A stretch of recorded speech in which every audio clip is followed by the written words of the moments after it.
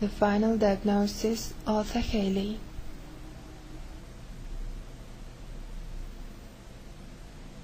As he had so many times before, Dornberger gave his instructions quietly. "Is your husband at home?" "Yes, doctor." "Then get your things together and have him drive you to the hospital. I'll see you after you've arrived." "Very well, doctor." "Tell your husband to drive carefully and stop at all the red lights. We've plenty of time, you'll see." He could sense, even over the phone, that he had helped her to relax. It was something he did often, and he considered it as much a part of his job as any course of treatment. Nevertheless, he felt his own senses quickening. A new case always had that effect. Logically, he thought he should have lost the feeling long ago. As you grew older in medicine, you were supposed to become impervious, mechanical, and then sentimental. It had never worked that way for him, though, perhaps because even now he was doing what he loved to do most. He reached for his pipe, then changed his mind and picked up the telephone again. He must let obstetrics know that his patient was coming in.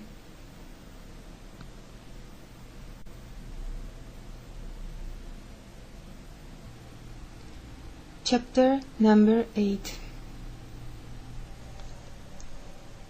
I'm not even sure that defeating polio was a good or necessary thing.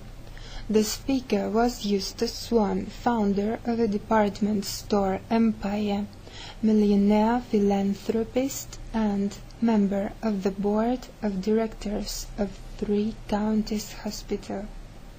The background was the shadowed oak-panelled library of Swan's aging but imposing mansion, set alone in 50 acres of park land near the eastern fringes of Burlington. "Come now, you can't be serious," Orden Brown said lightly. The hospital board chairman smiled at the 2 women in the room, his own wife Amelia and Swan's daughter Denise Quance. Kent O'Donnell sipped the cognac which a soft-footed manservant had brought him, and leaned back in the deep leather chair he had chosen on entering this room with the others after dinner. It occurred to him that the scene they made was almost medieval. He glanced around the softly lighted room, his eyes ranging over tiers of leather-bound books rising to the high-timbered ceiling, the dark and heavy oaken furniture, the cavernous fireplace laid with great logs not burning now this warm July evening, but ready to blaze to life at the touch of a servant's torch, and across from O'Donnell Eustace Swan seated kin-like in a straight-backed stuffed wing chair. The other 4, almost as courteous, formed in a semicircle, facing the old tycoon. "I am serious." Swan put down his brandy glass and leaned forward to make his point. "Oh, I admit, show me child in leg braces and I'll cringe with the rest and reach for my checkbook. But I'm talking of the grand design. The fact is, and I challenge anyone to deny it, we're busily engaged in weakening the human race." It was a familiar argument. O'Donnell said courteously, "Would you suggest that we should stop medical research, freeze our knowledge and techniques, not try to conquer any more diseases?" "You couldn't do it," Swan said.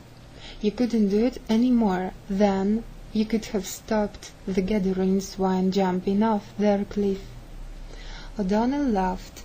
"I'm not sure I like the analogy, but if that is so, then why the argument?" "Why?" Swan banged a fist on the arm of his chair. because you can still deplore something even though there is nothing you can do to force a change. I see. O'Donnell was not sure he wanted to get deeper into this discussion. Besides, it might not help relations with Swan, either for himself or Orden Brown, which was really why they had come here. He glanced around at the others in the room. Amelia Brown, whom he had come to know well, through his visits to the chairman's home, caught his eye and smiled. As a wife who kept herself posted on all her husband's activities, she was well informed about hospital politics.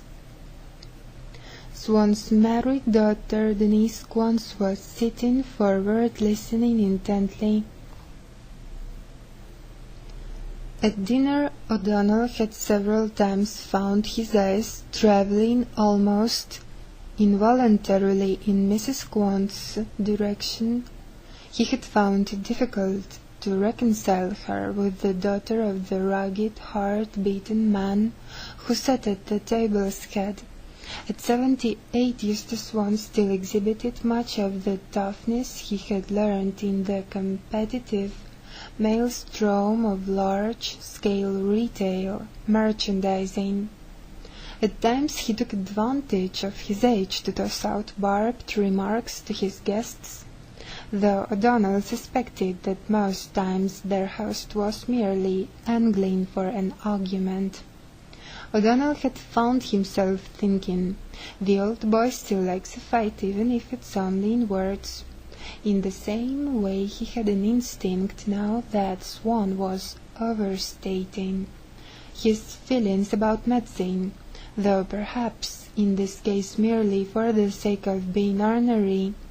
Watching the old man covertly, O'Donnell had suspected gout and rheumatism might be factors here. But in contrast, Denise Squans was gentle and softly spoken. She had a trick of taking the edge from a remark of her father's by adding a word or two to what he had said. She was beautiful, too, O'Donnell thought, with the rare mature loveliness which sometimes comes to a woman at 40. He gathered that she was visiting Eustace Swan, and came to Burlington fairly frequently. Probably this was to keep an eye on her father. He knew that Swan's own wife had died many years before. It was evident from conversation, though, that most of the time Denise Squans lived in New York. There were a couple of references made to children, but a husband was not mentioned.